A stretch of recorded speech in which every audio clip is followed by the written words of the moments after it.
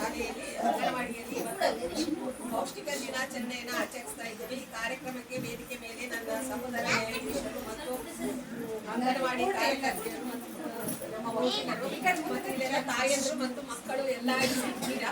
ಎಲ್ಲರನ್ನು ಒಟ್ಟಿಗೆ ನೋಡಿ ತುಂಬಾ ಖುಷಿ ಆಯಿತು. ಇದು ಒಳ್ಳೆ ಬೆಳವಣಿಗೆ ಅಂತ ಹೇಳ್ಬೋದು. ಪೌಷ್ಟಿಕ ದಿನಾಚರಣೆ ಅಂದ್ರೆ ಈ ಮಾಸ ಎಲ್ಲ ನಾವು ಪೌಷ್ಟಿಕ ದಿನಾಚರಣೆ ಅಂತ ಆಚರಿಸ್ತೇವೆ. ಪೌಷ್ಟಿಕ ಮಾಸ ಅಂದ್ರೆ ಪೌಷ್ಟಿಕ ಆಹಾರದ ಬಗ್ಗೆ ನಾವು ಅಂದ್ರೆ ಅದ್ರ ಬಗ್ಗೆ ತಿಳ್ಕೊಳ್ಳೋದು. ಪೌಷ್ಟಿಕ ಆಹಾರ ಅಂದ್ರೆ ಏನು, ಆಹಾರ ಯಾವ ರೀತಿ ತಿನ್ಬೇಕಂತ ಹೇಳಿ ಸುಮ್ಮನೆ ಒಂದೇ ತರದ ಆಹಾರವನ್ನ ಹೆಂಗ್ ಬೇಕಂತ ತಿನ್ನೋದಲ್ಲ. ಸಮತೋಲನ ಆಹಾರ ಅಂತ ಹೇಳ್ತಾರೆ. ಸಮತೋಲನ ಆಹಾರವನ್ನ ಯಾವ ರೀತಿ ಸೇವಿಸಬೇಕು, ಮಕ್ಕಳ ಬೆಳವಣಿಗೆ ಮಾನಸಿಕ ಮತ್ತು ದೈಹಿಕ ಬೆಳವಣಿಗೆ ಚೆನ್ನಾಗಿ ಆಗ್ಬೇಕಾದಲ್ಲಿ ತಾಯಿಯಂದ್ರು ಮಕ್ಕಳಿಗೆ ಪೌಷ್ಟಿಕ ಆಹಾರಗಳನ್ನ ಕೊಡಬೇಕು.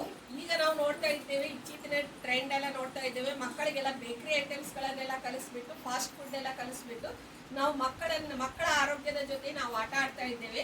ಮನೆಯಲ್ಲಿ ನಾವು ಏನಿದೆ ತರಕಾರಿಗಳು, ಕಾಳುಗಳು ಇವೆಲ್ಲ ಇಟ್ಟಿದ್ದೀರಲ್ಲ, ಇವೆಲ್ಲ ಪೌಷ್ಟಿಕ ಆಹಾರಗಳು. ಹಸಿರು ಸೊಪ್ಪುಗಳು, ತರಕಾರಿಗಳು ಮತ್ತೆ ಬೆಳಗ್ಗೆ ಬಂದ ಕಾಳುಗಳು ಇವನ್ನೆಲ್ಲ ಮಕ್ಕಳಿಗೆ ನಾವು ಪ್ರತಿ ದಿವಸ ಕೊಟ್ರೆ ಅವರ ದೈಹಿಕ ಮತ್ತು ಮಾನಸಿಕ ಬೆಳವಣಿಗೆ ಚೆನ್ನಾಗಿ ಆಗುತ್ತೆ. ಇದನ್ನ ಆಗಲೇ ನಾವು ಮಾತಾಡ್ತಾ ಬಂದ್ವಿ. ನರೇಂದ್ರ ಮೋದಿ ಅವರು, ನಮ್ಮ ಈಗಿನ ಪ್ರಧಾನಮಂತ್ರಿ ನರೇಂದ್ರ ಮೋದಿ ಅವರು ಇದನ್ನ ಪ್ರಥಮ ಬಾರಿಗೆ ಸೆಪ್ಟೆಂಬರ್ ತಿಂಗಳನ್ನ ನಾವು ಪೌಷ್ಟಿಕ ಮಾಸ ಅಂತ ಹೇಳಿ ಆಚರಿಸಬೇಕು ಅಂತ ಹೇಳಿ ಅವರು ಪ್ರಥಮ ಬಾರಿಗೆ ಇದನ್ನ ಘೋಷಣೆ ಮಾಡಿದ್ರು. ಯಾಕೆಂದ್ರೆ ಎಲ್ಲ ತಾಯಂದಿರಿಗೂ ಪ್ರತಿಯೊಬ್ಬ ವ್ಯಕ್ತಿಗೂ ಕೂಡ ಪೌಷ್ಟಿಕತೆಯ ಬಗ್ಗೆ ಮಾಹಿತಿ ಬೇಕು. ಅದರಲ್ಲಿ ಎಸ್ಪೆಷಲಿ ಗರ್ಭಿಣಿ ಸ್ತ್ರೀಯರಿಗೆ ಯಾವ ರೀತಿ ಪೌಷ್ಟಿಕ ಆಹಾರಗಳನ್ನ ಕೊಡ್ಬೇಕು ಅಂತ ಹೇಳಿ ನಮ್ಮ ಅದೇ ಹೇಳ್ತಾರೆ ಏನಂದ್ರೆ where there is a sound body there is a sound mind. ಅಂದ್ರೆ ನಮ್ಮ ದೇಹ ಚೆನ್ನಾಗಿ ಕೆಲಸ ಮಾಡ್ತಿದ್ರೆ ಮಾತ್ರ ನಮ್ಮ ಬುದ್ಧಿಯು ಚೆನ್ನಾಗಿ ಕೆಲಸ ಮಾಡುತ್ತೆ.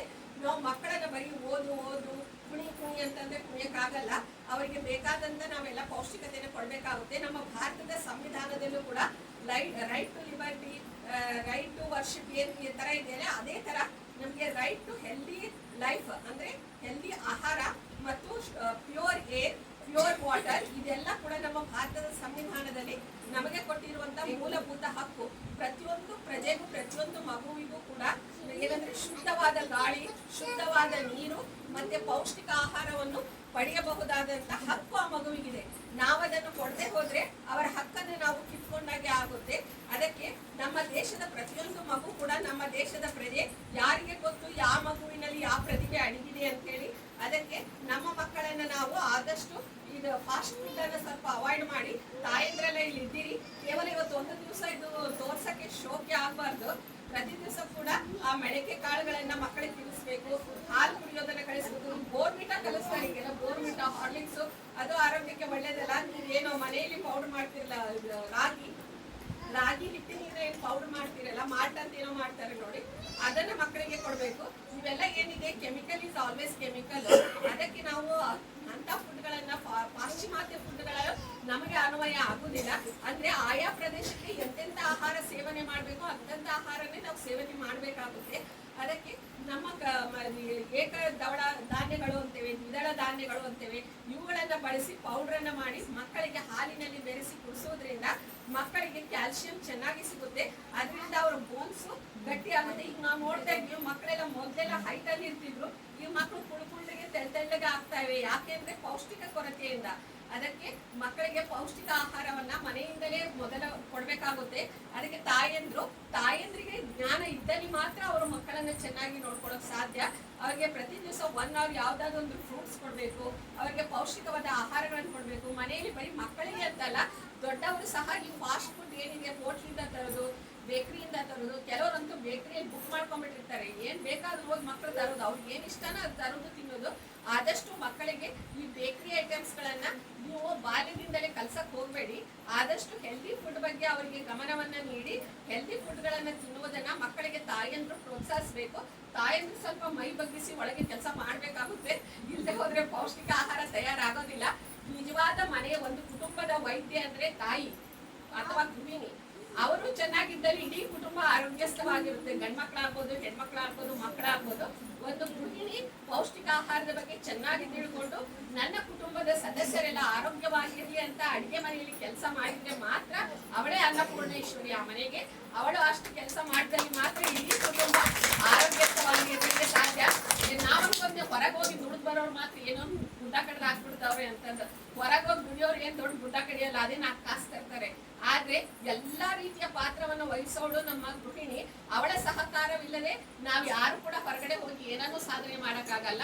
ಅವಳು ನಮಗೆ ಟೈಮ್ ಸರಿಗೆ ಆಫೀಸಿಗೆ ಹೊಂಟಿವಿ ಅಂದ್ರೆ ನನಗೆ ಅಮ್ಮ ಆಗ್ಬೋದು, ನಿಮಗೆ ನಿಮ್ಮ ಗಂಡಂದ್ರಿಗೆ ಆಗ್ಬೋದು, ನಿಮ್ಮ ಮಕ್ಕಳಿಗೆ ಆಗ್ಬೋದು, ಟೈಮ್ ಸರಿ ಹೊರಗೆ ಹೋಗುವಾಗ ಅವ್ರಿಗೆ ಬೆಳಗ್ಗೆ ಎದ್ದ ತಕ್ಷಣ ಒಂದು ಹಾಲು ಕೊಡೋದು, ಒಂದು ಕಾಫಿ ಕೊಡೋದು, ಒಂದು ಒಳ್ಳೆ ತಿಂಡಿ ಮಾಡಿಕೊಡೋದು, ಮತ್ತೆ ಅವ್ರಿಗೆ ಬಾಕ್ಸಿಗೆ ಡಬ್ಬಿ ಕಟ್ಕೊಡೋದು, ಮತ್ತೆ ಅವ್ರ ಶರ್ಟ್ ಒಂದ್ ಕಡೆ ಬಿಸಾಕಿರ್ತಾರೆ, ಶೂ ಒಂದ್ ಕಡೆ ಬಿಸಾಕಿರ್ತಾರೆ, ಅವನ್ನೆಲ್ಲ ಸರಿ ಮಾಡಿ ಇಡೋದು, ಇದನ್ನೆಲ್ಲ ನಿಭಾಯಿಸೋಳು ಏನಿದ್ದಾಳಲ್ಲ ಅವಳು. ಯಾಕೆಂದ್ರೆ ಪಾಪ ವಿದೌಟ್ ಪೇಮೆಂಟ್ ಅವಳು ದುಡಿತಾಳೆ, ನಾವೆಲ್ಲ ಪೇಮೆಂಟಿಗೆ ದುಡಿತೇವೆ. ಅವರು ವಿದೌಟ್ ಪೇಮೆಂಟ್ ಯಾವುದೇ ಎಕ್ಸ್ಪೆಕ್ಟೇಷನ್ ಇಲ್ಲದೆ ನನ್ನ ಮಗು ಚೆನ್ನಾಗಿರ್ಲಿ, ನನ್ನ ಕುಟುಂಬದ ಸದಸ್ಯರು ಚೆನ್ನಾಗಿರ್ಲಿ, ನನ್ನ ಗಂಡ ಚೆನ್ನಾಗಿರ್ಲಿ, ನನ್ನ ಸಹೋದರ ಚೆನ್ನಾಗಿರ್ಲಿ ಅಂತೇಳಿ ಏನು ಮನೆಯಲ್ಲಿ ಏನು ಗೃಹಿಣಿ ಪಾತ್ರ ಇದೆ ಅಲ್ಲ, ಅದು ಎಲ್ಲರಿಗಿಂತ ದೊಡ್ಡ ಪಾತ್ರ, ಮತ್ತೆ ದೊಡ್ಡ ಜಾಬ್, ಮತ್ತೆ ದೊಡ್ಡ ಜವಾಬ್ದಾರಿ ಅಂತ ನಾನು ಹೇಳ್ತೇನೆ. ಅದಕ್ಕೆ ಈ ದಿವಸ ನಾವು ಮೊದಲು ನಮ್ಮ ಗೃಹಿಣಿಯರಿಗೆ, ಅದರಲ್ಲೂ ನಮ್ಮ ತಾಯಂದ್ರಿಗೆ ನನ್ನ ಕಡೆಯಿಂದ ಒಂದು ದೊಡ್ಡ ನಮನಗಳು. ಅವರು ನಮ್ಮ ದೇಶದ ನಿಜವಾದ ಬೆನ್ನೆಲುಬು. ರೈತರು ಹೇಗೆ ಬೆನ್ನೆಲುಬು ಅಂತೇವೆ, ನಮ್ಮ ಮನೆಯ ಪ್ರತಿಯೊಂದು ಮಹಿಳೆಯ ಗೃಹಿಣಿ ಕೂಡ ಈ ದೇಶದ ಬೆನ್ನೆಲುಬು. ಅವಳು ಸರಿಯಾಗಿ ತನ್ನ ಕರ್ತವ್ಯವನ್ನು ನಿಭಾಯಿಸದೇ ಇದ್ದಲ್ಲಿ ಆ ಇಡೀ ಕುಟುಂಬ ಚಿತ್ರ ಆಗಿ ಹೋಗುತ್ತೆ, ಆ ಇಡೀ ಕುಟುಂಬದ ಸ್ವಾಸ್ಥ್ಯ ಕೆಟ್ಟು ಹೋಗುತ್ತೆ. ಅದಕ್ಕೆ ಒಬ್ಬ ಒಳ್ಳೆ ಗೃಹಿಣಿ ಮನೆಯಲ್ಲಿ ಇದ್ದಂದ್ರೆ ಅದೇ ಎಲ್ಲ ದೇವರು ಕೊಟ್ಟ ಆಶೀರ್ವಾದ ಅಂತ ನಾವು ಅನ್ಕೊಳ್ಬೇಕು. ಅದಕ್ಕೆ ಇಲ್ಲಿ ತಾಯಂದ್ರಿಗೆ ಕರೆಸಿಬಿಟ್ಟು ಅವರಿಗೆ ಮುಖ್ಯವಾಗಿ ಪೌಷ್ಟಿಕ ಆಹಾರದ ಬಗ್ಗೆ ಅವರಿಗೆ ಮಾಹಿತಿಯನ್ನು ನೀಡಿದ್ದು ಅತ್ಯಂತ ಉತ್ತಮ ಬೆಳವಣಿಗೆ ಆಗಿದೆ. ಮತ್ತೆ ನಾವು ಸರ್ಕಾರಿ ಅಂಗನವಾಡಿ ಅದು ಇದು ಅನ್ಕೊಂತೇವೆ. ನಾವು ಈಗ ಸರ್ ಮಾತಾಡ್ತಾ ಇದ್ವಿ, ಆಕ್ಚುಲಿ ಪ್ರೈವೇಟ್ ಸ್ಕೂಲಿದ್ದು ನಮಗೆ ಮೋಹ ಅಷ್ಟೇ ಹೇಳ್ಕೊಳಕ್ಕೆ. ನಾವು ಅಂತ ಸ್ಕೂಲಿಗೆ ಕಳಿಸ್ತಾ ಇದ್ದೇವೆ, ಇಂಥ ಸ್ಕೂಲಿಗೆ ಕಳಿಸ್ತಾ ಇದ್ದೇವೆ. ಆಕ್ಚುಲಿ ಒಳ್ಳೆ ಎಜುಕೇಶನ್ ಇರುತ್ತೆ ನಮ್ಮ ಸರ್ಕಾರಿ ಶಾಲೆಯಲ್ಲಿ. ನೋಡಿ ಇದೆಲ್ಲ ಎಷ್ಟು ನೀಟಾಗಿ ನಾವು ಪ್ರೈವೇಟ್ ಸ್ಕೂಲಿಗೆ ಹೋಗಿದ್ದೇವೆ, ಆದ್ರೆ ಇಷ್ಟೊಂದು ಮಕ್ಕಳಿಗೆ ಜ್ಞಾನ ಅಂದ್ರೆ ಒಂದು ಸ್ಕೀಮ್ಗಳಿರುತ್ತೆ. ಆ ಸ್ಕೀಮ್ ಪ್ರಕಾರ ನೀವು ಇವನ್ನೆಲ್ಲ ಮಾಡಿ ಸರ್ಕಾರಕ್ಕೂ ಸಹ ನೀವು ವರದಿಯನ್ನು ಒಪ್ಪಿಸಬೇಕಾಗುತ್ತೆ. ಆ ಕಾರಣದಿಂದ ಈಗ ನೋಡಿ ಇಷ್ಟು ಚಿಕ್ಕ ವಯಸ್ಸಲ್ಲಿ ಮಕ್ಕಳು ಇಷ್ಟೊಂದೆಲ್ಲ ಅಭ್ಯಾಸಗಳನ್ನ ಮಾಡಿದ್ದಾರೆ. ಅವ್ರಿಗೆಲ್ಲ ಹಣ್ಣಿನ ಹೆಸರು ಗೊತ್ತು, ದೇಶಗಳ ಹೆಸರು ಗೊತ್ತು, ಮೇಲೆ ಮತ್ತೇನಂದ್ರೆ ನಂಬರ್ಸ್, ಅವ್ರಿಗೆ 200 ನಂಬರ್ಸ್ ಗೊತ್ತು, ಅವ್ರಿಗೇನಂದ್ರೆ ಮತ್ತೇನ್ ಗೊತ್ತು ಇವ್ರಿಗೆ, ಆಮೇಲೆ ಎನಿಮಲ್ಸ್ ಹೆಸರುಗಳು ಗೊತ್ತು. ತುಂಬಾ ಅಂದ್ರೆ ಪ್ರತಿಯೊಂದು ಮಗುವಿಗೆ ಎದೆ ಹಾಲು ಎಷ್ಟು ಮುಖ್ಯ ಅಂತ ಗೊತ್ತು, ಅದು ಮಗುವಿಗೆ ಆಕಳ ಹಾಲು ಎಷ್ಟು ಮುಖ್ಯ ಅಂತ ಗೊತ್ತು. ಅಂದ್ರೆ ಮಗುವಿಗೆ ಸಂಪೂರ್ಣ ಜ್ಞಾನ ಈ ಒಂದೇ ಒಂದು ಕೋಣೆಯಲ್ಲಿದೆ. ನಾವು ನೋಡಿದ್ವಿ ಒಂದು ಮಗುವಿಗೆ ಏನು ತಿಳುವಳಿಕೆ ಬೇಕಾ, ಬರೀ ಮಗುವಿಗೆ ಅಲ್ಲ ನಮಗೂ ಸಹ ತಿಳುವಳಿಕೆ ತಿಳ್ಕೊಳ್ಳುವಷ್ಟು ಸಾಕಷ್ಟು ವಿಚಾರ ಈ ಒಂದೇ ಒಂದು ಕೋಣೆಯಲ್ಲಿ ಚಾರ್ಟ್ಗಳಲ್ಲಿ ಇದೆ. ಅದಕ್ಕೆ ನಮ್ಗೆ ಇದನ್ನು ನೋಡಿ ತುಂಬಾ ಸಂತೋಷ ಆಯಿತು. ನಮ್ಮ ಸರ್ಕಾರಿ ಶಾಲೆಗಳಲ್ಲೂ ಕೂಡ ನೋಡಿ ಅಂದ್ರೆ ಯಾವ್ಯಾವ ಹಣ್ಣಿನಲ್ಲಿ ಏನೇನಿರುತ್ತೆ, ಯಾವ ಹಣ್ಣುಗಳನ್ನ ನಾವು ತಿನ್ನಲೇಬೇಕು, ಯಾವ ತರಕಾರಿಗಳು ಎಷ್ಟು ಮುಖ್ಯ, ಗಾಳಿ ಎಷ್ಟು ಮುಖ್ಯ, ಸೂರ್ಯ ಎಷ್ಟು ಮುಖ್ಯ, ಮೋಡ ಎಷ್ಟು ಮುಖ್ಯ, ಪ್ರತಿ ಒಂದನ್ನು ಸಹ ಈ ಒಂದೇ ಒಂದು ಚಿಕ್ಕ ಕೋಣೆಯಲ್ಲಿ ನೀವು ಮಕ್ಕಳಿಗೆ ಮತ್ತು ಇಲ್ಲಿ ಬಂದು ಯಾರೇ ವಿಸಿಟ್ ಮಾಡಿದ್ರು ಕೂಡ ಅವರಿಗೂ ಸಹ ಜ್ಞಾನ ಬರುವಂತ ವಿಷಯಗಳನ್ನ ನಮ್ಮ ಸರ್ಕಾರ ಇವತ್ತು ಒಂದು ಚಿಕ್ಕ ಅಂಗನವಾಡಿಯಲ್ಲೇ ಕಲಿಸ್ತಾ ಇದೆ ಅಂದ್ರೆ ಇದು ಕೂಡ ನಮಗೆ ಒಂದು ದೇಶದ ಪ್ರಗತಿಗೆ ಕಾರಣ, ಮತ್ತೆ ತುಂಬಾ ಹೆಮ್ಮೆಯ ವಿಷಯ ಅಂತ ನಾನು ಹೇಳ್ತೇನೆ. ನೀವು ಈ ಸರ್ಕಾರಿ ಸೌಲಭ್ಯಗಳನ್ನ ಸರಿಯಾಗಿ ಸದುಪಯೋಗ ಪಡಿಸ್ಕೊಳ್ಬೇಕು. ನಿಮ್ಮ ಮಕ್ಕಳನ್ನ ಯಾವ ದಿವಸನೂ ಆರಾಮಿಲ್ಲ ಅಂದ್ರೆ 1 ದಿವಸ 2 ದಿವಸ ತಪ್ಪಿಸಿ ಆದಷ್ಟು ಅವರಿಗೆ ಸ್ಕೂಲಿಗೆ ಬರಕ್ಕೆ ಪ್ರೋತ್ಸಾಹ ಕೊಡಿ. ಮತ್ತು ನೀವು ಕೂಡ ಎಜುಕೇಟೆಡ್ ಆಗ್ಬೇಕು. ಬರೀ ಮಕ್ಕಳು ಎಜುಕೇಟೆಡ್ ಆದ್ರೆ ಪ್ರಯೋಜನ ಇಲ್ಲ. ನೀವು ಕೂಡ ಇಲ್ಲಿ ಏನ್ ನಡೀತಾ ಇದೆ, ಇಲ್ಲಿ ನಮ್ಮ ಮಕ್ಕಳಿಗೆ ಏನ್ ಮಾಡಿಸ್ತಾ ಇದ್ದಾರೆ, ಅವ್ರು ಕೆಲವೊಂದು ನಿಮ್ಗೆ ಆಕ್ಟಿವಿಟೀಸ್ ಕೊಟ್ಟಿರ್ತಾರೆ, ನೀವು ಮಕ್ಕಳ ಜೊತೆ ಮಕ್ಕಳಾಗಿ ಬೇರುತ್ತೋ ಆ ಮಕ್ಕಳಿಗೆ ಆಕ್ಟಿವಿಟೀಸ್ ಮಾಡಿಸುವಲ್ಲಿ ನೀವು ಕೂಡ ಸಹಕಾರ ಮಾಡ್ಬೇಕು. ಅಂದ್ರೆ ತಾಯಿಯ ಪಾತ್ರ ತುಂಬಾ ದೊಡ್ಡದು. ಮತ್ತೆ ಅಂಗನವಾಡಿಯ ಟೀಚರ್ಸ್ ನಿಜವಾಗಿ ಹೇಳ್ಬೇಕಂದ್ರೆ ಅವರೇ ಒಂದು ರೀತಿ ತಾಯಿಯಂದ್ರು ಮಕ್ಕಳಿಗೆ. ನಾನು ತಮ್ಮಲ್ಲಿ ರಿಕ್ವೆಸ್ಟ್, ನಾನು ನೋಡಿದ್ದೇನೆ ತುಂಬಾ ಅಂಗನವಾಡಿ ಟೀಚರ್ಸ್ ಮಕ್ಕಳ ತುಂಬಾ ಪ್ರೀತಿಯಿಂದ ನೋಡ್ಕೊಳ್ತಾ ಇದ್ದಾರೆ.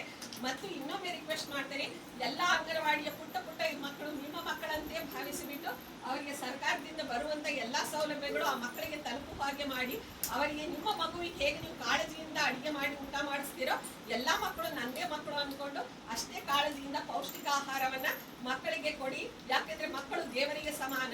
ನಮ್ಮಲ್ಲಿ ಏನೋ ಕಲ್ಮಶ ಇದ್ರೂ ಇರಬಹುದು, ಆದ್ರೆ ಯಾವ ಮಕ್ಕಳಲ್ಲಿಯೂ ಕೂಡ ನಾವು ಕಲ್ಮಶವನ್ನು ಹುಡುಕಕ್ಕಾಗಲ್ಲ. ದೇವರಿಗೆ ಸಮಾನ ಅವರು. ನಾವು ದೇವರ ಪೂಜೆ ಮಾಡದೇ ಇದ್ರೂ ಚಿಂತಿಲ್ಲ. ನಾವು ಮಕ್ಕಳನ್ನ ಯಾರದೇ ಮಕ್ಕಳಾಗಲಿ ಅವರನ್ನ ಪ್ರೀತಿಯಿಂದ ಗೌರವದಿಂದ ಕಾಣ್ಬೇಕು. ಮತ್ತೆ ಮಕ್ಕಳು ಅಷ್ಟೇ. ಮೊದಲ ದೇವರು ಯಾರಪ್ಪ? ಮೊದಲ ದೇವರು ಯಾರು? ಅಮ್ಮ. ಯಾರು? ಮೊದಲ ಪಾಠಶಾಲೆ ಯಾವುದು? ಮನೆ. ಮನೆಯನ್ನ ಗೌರವಿಸ್ಬೇಕು, ಅಮ್ಮನನ್ನ ಗೌರವಿಸ್ಬೇಕು. ಏನ್ ಮಾಡ್ಬೇಕು? ಅಮ್ಮ ಹೇಳಿದ ಮಾತು ಎಲ್ರು ಕೇಳ್ಬೇಕಲ್ವಾ? ಕೇಳ್ತೀರಲ್ಲ? ಗುಡ್. ಅಮ್ಮ ಯಾರು? ದೇವ್ರು ಅಲ್ವಾ? ಅಪ್ಪನು ದೇವ್ರೆ. ಅಪ್ಪ ನೋಡ್ಕೊಡ್ದೆ ಬರಕ್ಕಾಗಲ್ಲ. ನನ್ಗೆ ಖುಷಿ ಆಯ್ತು ಈ ಕಾರ್ಯಕ್ರಮದಲ್ಲಿ ಭಾಗಿಯಾಗಿ. ಪುಟ್ಟ ಮಕ್ಕಳಿಗೆ